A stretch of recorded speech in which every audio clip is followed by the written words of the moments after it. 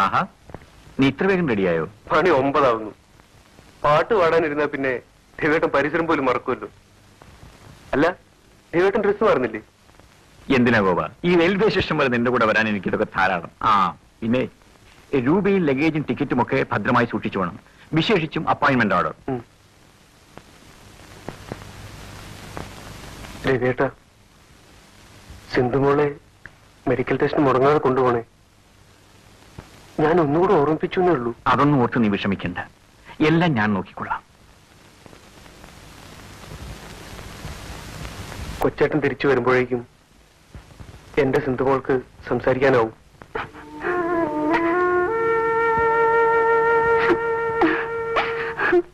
എന്താ ഇത്? ചിരിച്ചുകൊണ്ട് വേണ്ടേ കൊച്ചേട്ടനെ യാത്രയാക്കാൻ?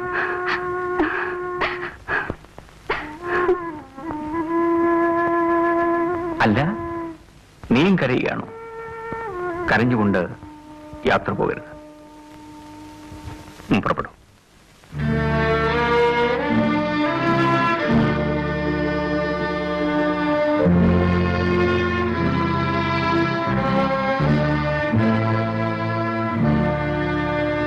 വരൂ.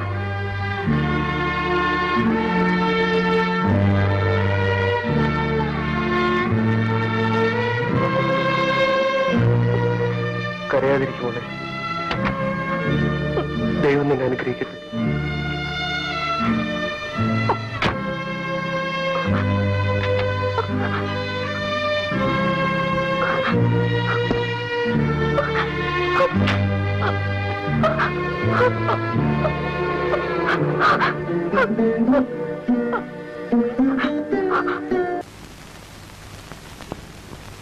കുറച്ചുകൂടി തുറക്കൂ.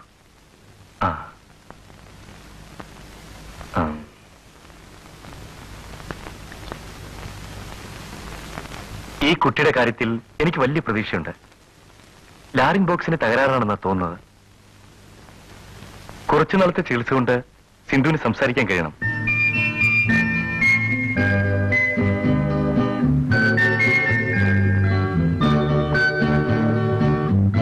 ഒരു മാസത്തേക്ക് തുടർച്ചയായി ഇഞ്ചക്ഷൻ എടുക്കാം. ശരി ഡോക്ടർ, മുടങ്ങരുത്. Thank you doctor. വരട്ടെ. ഓൾറൈറ്റ്.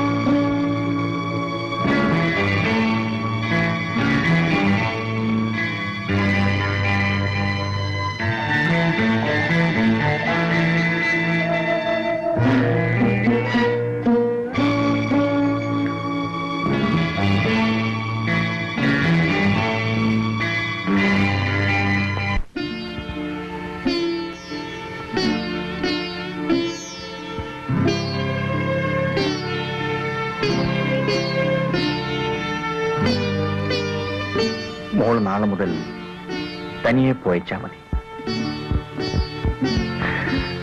പോയിക്കോളൂ.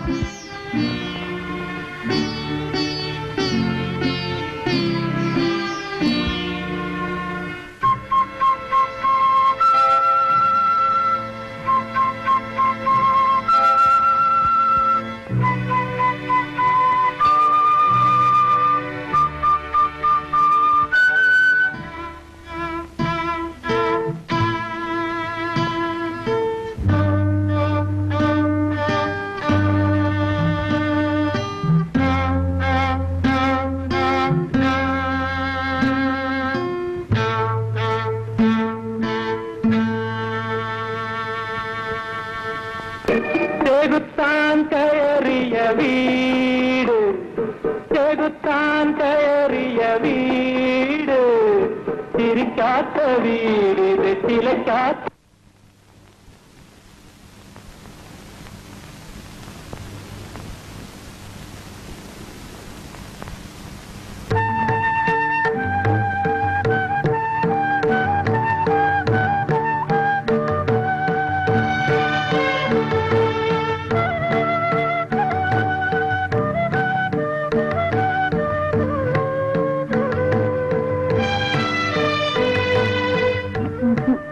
ഇരിക്കൂ.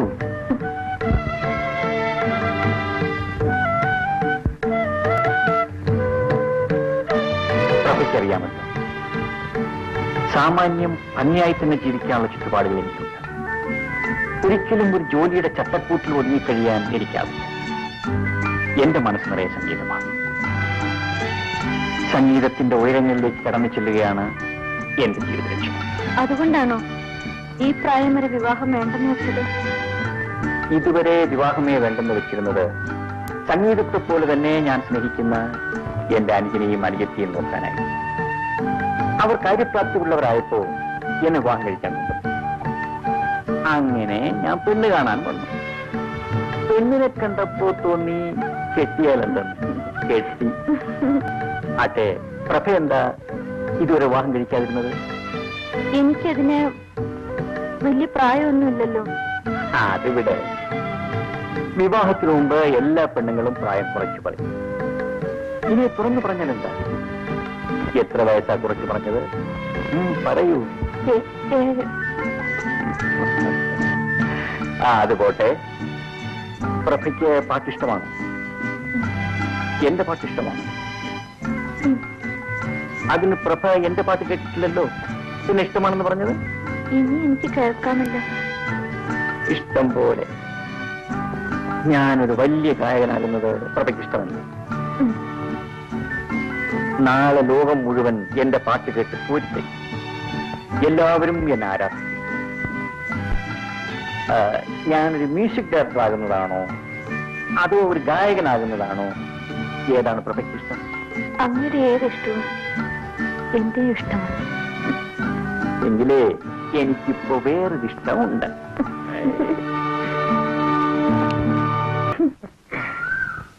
നമുക്ക് ഇവിടെ ഇരിക്കാം.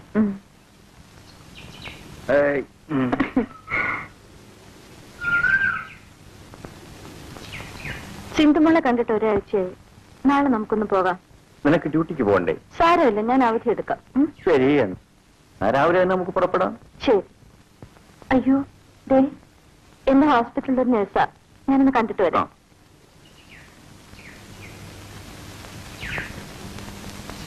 ഹായ്.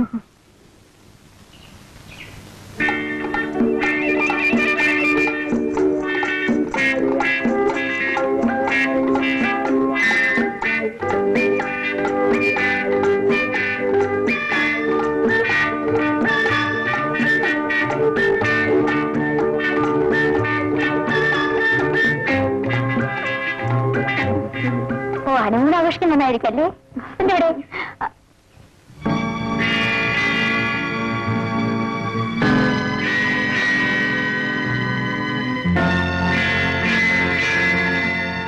പോട്ടെ, പിന്നെ പരിചയപ്പെട്ടോളാം.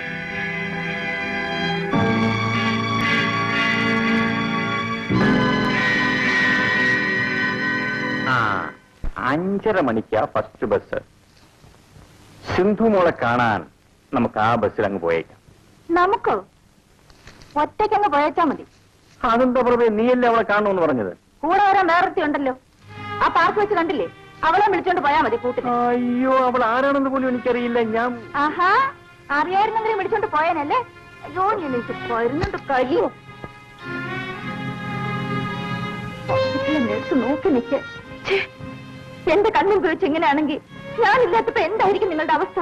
എന്റെ തലവിധി. പ്രഭേ, എന്റെ മനസ്സിൽ നിനക്കല്ലാതെ മറ്റൊരു പെണ്ണിനും സ്ഥാനമില്ല, ഒരിക്കലും ഉണ്ടായിരിക്കുമില്ല. പ്രഭേ, ദയവ് ചെയ്ത് നിന്നെ വിശ്വസിക്കും. ഈ ജീവിതകാലത്തിൽ ഒരിക്കലും ഞാൻ നിന്നോട് കള്ളം പറയൂ. മനസ്സുകൊണ്ട് പോലും നിന്നോടൊരു തെറ്റും ഞാൻ ചെയ്തിട്ടില്ല. എന്റെ മരിച്ചുപോയ അച്ഛനമ്മമാരാണ്. ഞാൻ എന്തൊക്കെ തെറ്റിദ്ധരിച്ച് പറഞ്ഞു പോയതാ. എന്നോട് ക്ഷമിക്കൂ.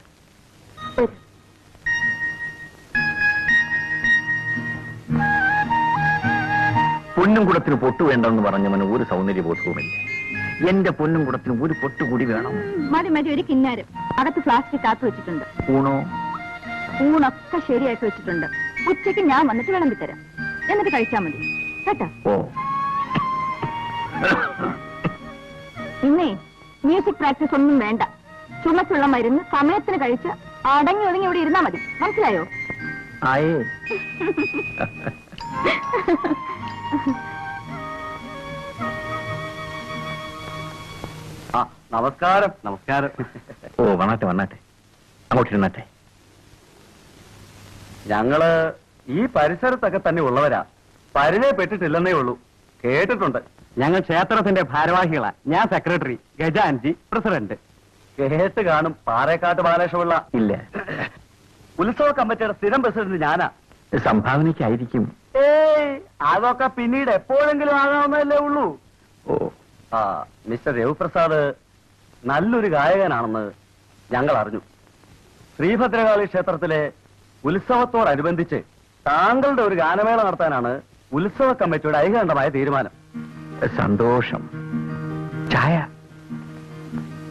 751 രൂപ പ്രതിഫലം തരാനാണ് കമ്മിറ്റി നിശ്ചയിച്ചിരിക്കുന്നത്.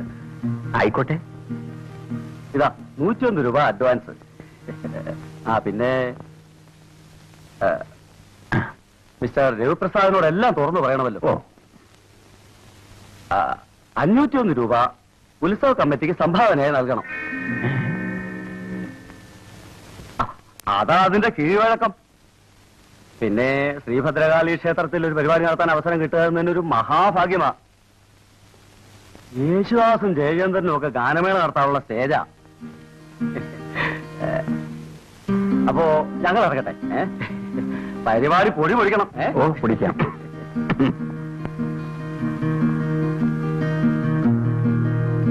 നിങ്ങൾ എന്തിനീ പരിപാടി നടത്താമെന്ന് ഏറ്റത്? അഡ്വാൻസ് കൂടി തിരിച്ചു കൊടുക്കാൻ പാടില്ലായിരുന്നു. ഓട്ടെ പ്രഭേ, കയ്യിൽ നൽപ്പം ചിലവായാലും നല്ലൊരു സ്റ്റേജാ കിട്ടിയിരിക്കുന്നത്. നീ നോക്കിക്കോ, ഞാൻ ഒരു കലക്കം. ഇപ്പോഴേ തുടങ്ങിയല്ലോ ചുമ.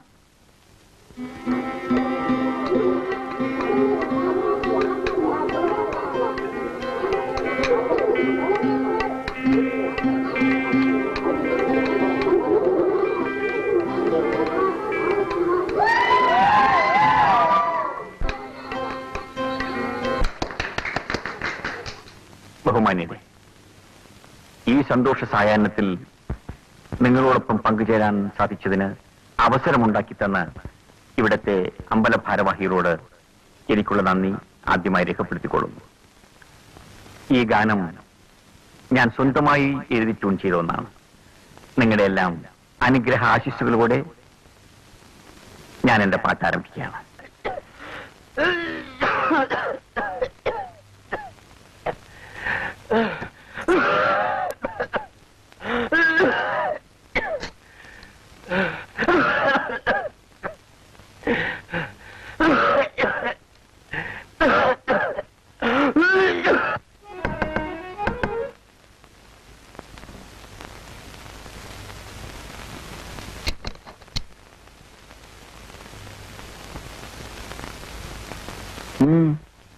കുട്ടി ഏതാ?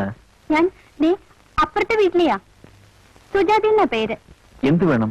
ഞാൻ ചേട്ടന്റെ ഗാനമേള കേൾക്കാനുണ്ടായിരുന്നു. ഓ, എത്ര നന്നായി പാടി തുടങ്ങിയതാ. കഷ്ടമായി പോയി. എന്ത് ചെയ്യാൻ സുജാതെ, ആ നശിച്ച ചുമ. ചേട്ടന്റെ പാട്ട് എനിക്ക് എന്ത് ഇഷ്ടമാണെന്നോ. സുജാത എന്റെ പാട്ട് കേട്ടിട്ടുണ്ടോ? പിന്നെ ചേട്ടൻ ഇവിടെ ഇരുന്ന് പാടുന്നത് ഞാൻ എത്ര വട്ടം കേട്ടിട്ടുണ്ടെന്നോ. ഞാൻ പറഞ്ഞിട്ടാ അച്ഛൻ ഇവിടെ വന്ന് ചേട്ടന്റെ ഗാനമേള ബുക്ക് ചെയ്തത്. ആ ജുബായിട്ട് വന്നില്ലേ, അതാ എന്റെ അച്ഛൻ. ഓ മനസ്സിലായി. ഉത്സവ കമ്മിറ്റിയുടെ സ്ഥിരം പ്രസിഡന്റ്. അതെ. ആ, ചേട്ടാ, അന്ന് ഗാനമേളയ്ക്ക് പാടിയ പാട്ട് ഒന്ന് പാടാമോ? അതിനെന്താ? എങ്കിലും ഒന്ന് പാടൂ. സുജാത അല്പം കഴിഞ്ഞു വരൂ. പ്രഭ അപ്പോഴേക്കും ഇവിടെ വരും. എന്നിട്ട് ഞാൻ പാടാം. അയ്യോ, ആ ചേച്ചിയെ എനിക്ക് പേടിയാ. ഞാൻ ഇങ്ങോട്ട് നോക്കുന്നത് പോലും പ്രഭ ചേച്ചിക്ക് ഇഷ്ടമല്ല. അതല്ലേ ചേച്ചിയില്ലാത്ത നേരം നോക്കി ഞാൻ ഇങ്ങോട്ട് വന്നത്. എന്ന് പറഞ്ഞാൽ പ്രഭയില്ലാത്തപ്പോ ഞാൻ... ചേട്ടാ, പ്രഭ ചേച്ചി വരാൻ ഇനിയും താമസിക്കുമല്ലോ. ആ ഒരു പാട്ട് കേൾക്കാനാണ് ഞാൻ വന്നത്. ചേട്ടന്റെ പാട്ടെന്ന് വെച്ചാൽ എനിക്ക് ഭ്രാന്താ. ശരി, സുജാത അകത്തേക്ക് വരൂ. സംഗീതത്തെ സ്നേഹിക്കുന്ന ആരെയും ഞാൻ നിരാശപ്പെടുത്താറില്ല. വന്നാട്ടെ. ആയിരിക്കൂ. ഞാൻ ആദ്യം ഒരു കീർത്തനം പാടാം. അയ്യോ ചേട്ടാ, ആ പാട്ട് മതി. ഏത് പാട്ട്? ആ ചുമപ്പാട്ട്. അയ്യോ, അത് ചുമപ്പാട്ടില്ല. ഞാൻ പാടിയപ്പം ചുമച്ചു പോയതാണ്. ആ, അത് മതി. ഇപ്പൊ ചുമയില്ലാതെ പാടാൻ പറ്റൂ? അതുകൊണ്ടല്ലേ ഞാൻ ഇപ്പൊ വന്നത്. ശരി, തുടങ്ങാം. ആ പാട്ട് ഇപ്പൊ വേറൊരു ട്യൂണിലാ പാടാൻ പോകുന്നത്.